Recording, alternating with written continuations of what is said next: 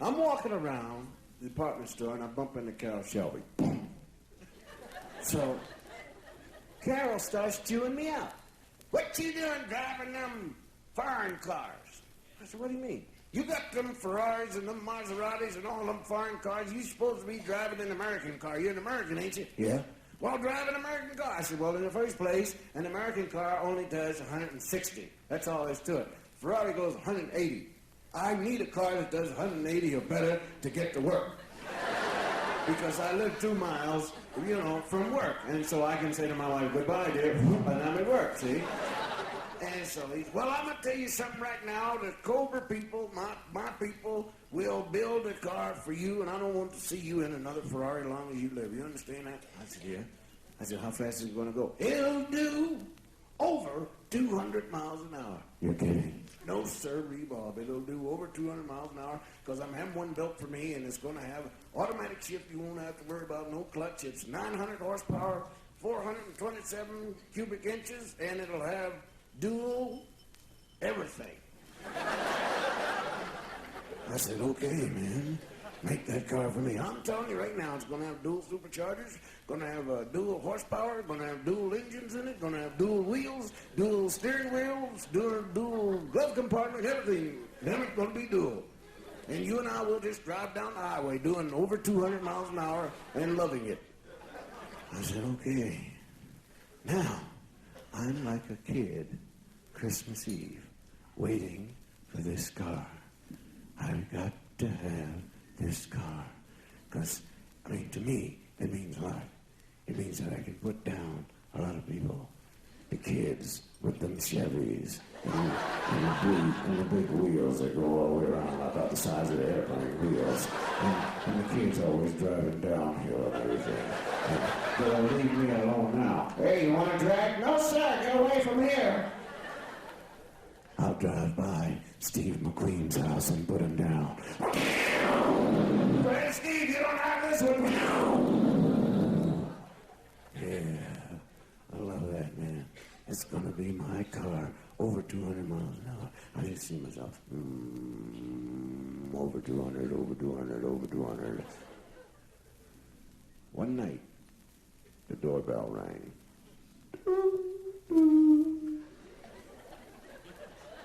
That's my doorbell. My wife had that doorbell put in. That wasn't my doorbell. See, when we had the house built, I put in my own doorbell, which I thought was really groovy. And it is. It's cool. I get tired of when you push my doorbell, it says, somebody's at the door. That's very hip to me. I love that, man. And the houseman comes up to me and says, Mr. Cosby, there's a man out there with the Cobra. What? The Cobra? You're kidding. No, sir. Have him come in. So the guy walks in, and he's all dressed in black. And he's got his name across the thing. That's Bob. Yeah. How'd you know? Did you meet him before? Maybe? Bob, of course. And he says, here are the keys to your Cobra, Mr. Cosby. Is it outside? Yes, sir. Oh, man. Give me the keys. And I ran upstairs and I changed clothes, put on my Italian racing shoes. I put on a shirt with an ascot. And I put on my scarf. And it was starched, going straight back. And I had my hair all starched and going straight back. Look out, Snoopy! And I come downstairs, and I go outside, and I look, and there she is, all blue. And it's got chrome pipes coming out of the engine, wrapping all the way around the car, forming into a roll bar. And on the hood, there's a hickey. That's where the superchargers live. Right there in that hickey. And I said, oh, man, my car. Oh, pipes coming out, the exhaust pipes just coming out, shooting out 18, 19 diameter inches, cubic centimeter pipes. Wait till them young kids in the Chevy see these pipes. They'll go crazy. They'll say, oh, wow, look at them pipes, man. This guy's got pipes coming out of his car. Oh, wow. And I opened the door, and I got in the car. My car. Oh, I love you, car. And I kind of just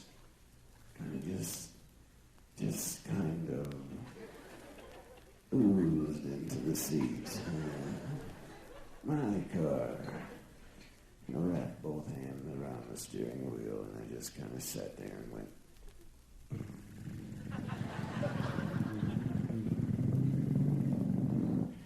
And the guy said, why don't you start it up? Yeah, I forgot all about that. And I put the key in. And right by the key, there's a gold plaque. It says, this car is made especially for Mr. Bill Cosby by Carroll Shelby and Company.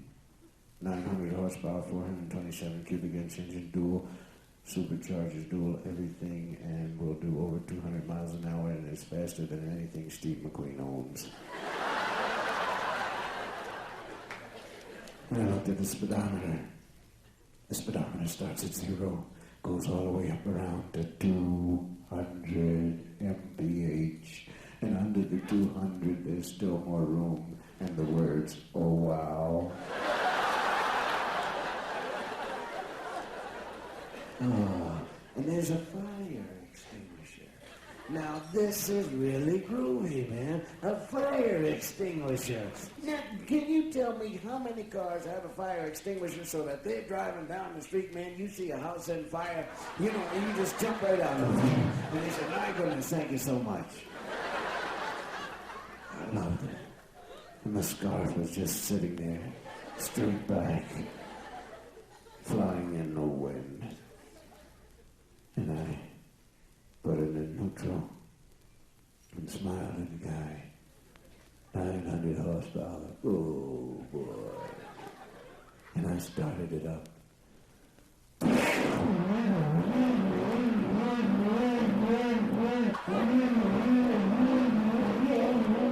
And I turned it off.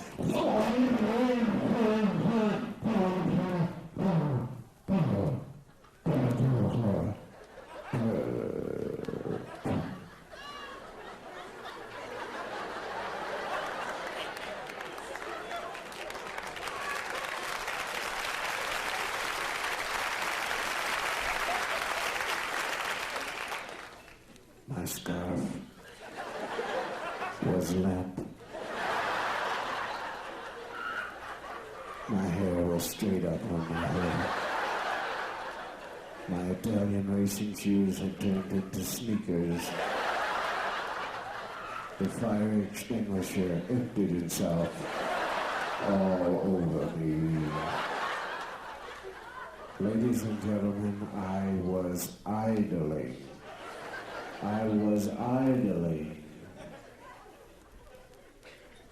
The car had not moved.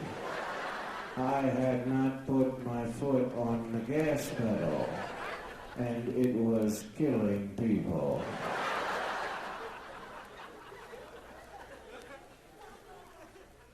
My body says, get out now, or I will not be with you.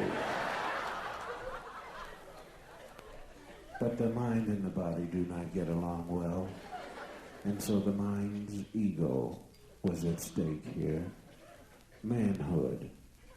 I couldn't let this man know that I was scared to death. I couldn't let him know that I went along with the fire extinguisher.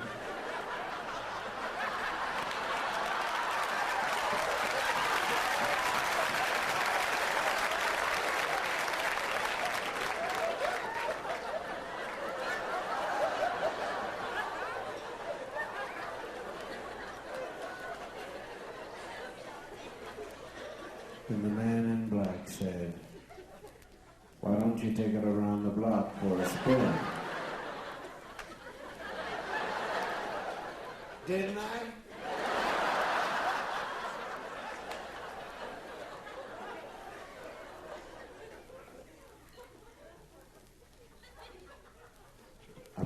emergency brake back as far as it would go. Put my foot on the brake as far as it would go. I checked to see if it was in neutral. I fastened my safety belt. The first time in my life I've ever fastened a safety belt. Now I know why they make safety belts. They're not concerned with my safety. The ambulance driver is too lazy to look for the body.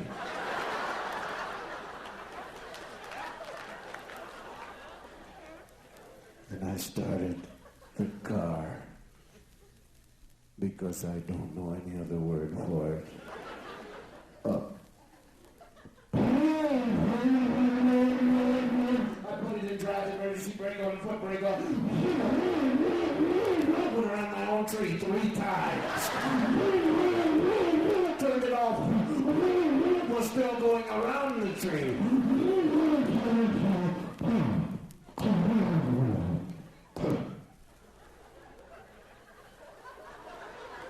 My scarf had left me.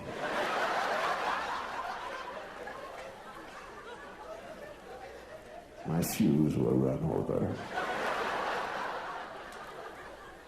Surely goodness and mercy will follow me, because I'm getting the hell out of this car. And I opened the door,